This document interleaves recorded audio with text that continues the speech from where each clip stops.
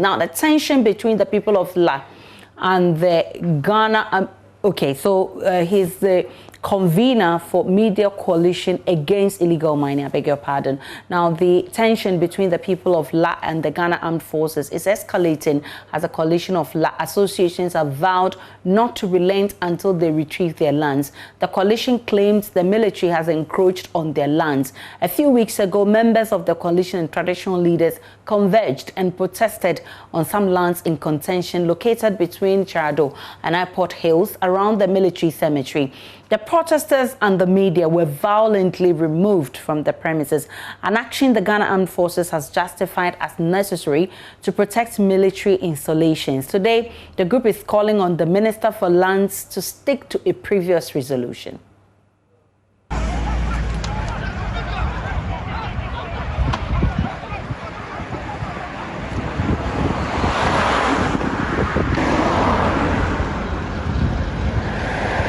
This was the scene exactly 1 week ago when some protesters led by the coalition of La associations and some traditional leaders were beaten by the military over allegations that the military were encroaching on their lands. The association says they will not relent until what they describe as their rightful lands are returned to them. In 1953, the people of La, through the then paramount chief, Ni Ajay Onano IV, gave out a little parcel of land measuring about 23.7 acres to the government, the colonial administration. At that time, the West African Frontier Force, of which Ghana was part, had returned from the World Wars, and they needed a place to establish a camp. So they were given that land to establish the Gifford camp. They were supposed to pay a compensation of £20 per annum for 10 years. Now, the military, or government through the military, have not paid a penny of that compensation. They have also outlived the tenure of the lease that was given to them.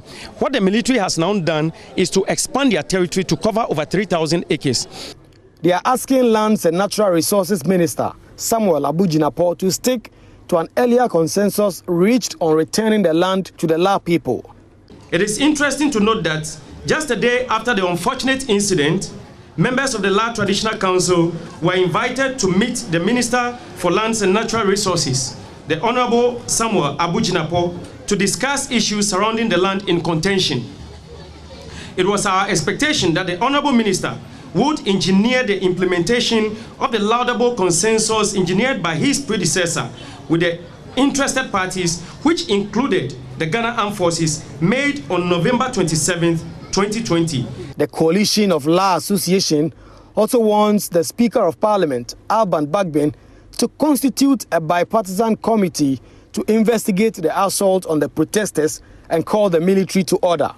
We wish to take this opportunity to call on the Speaker of Parliament to institute a bipartisan probe into the events of Thursday, April 15, 2021, in which the Ghana Armed Forces exhibited so much indiscipline and disregard for life and limbs and engaging in conduct contrary to their military code, and bring the perpetrators, especially the ones who issued out orders for these acts, to book in accordance with the laws of Ghana.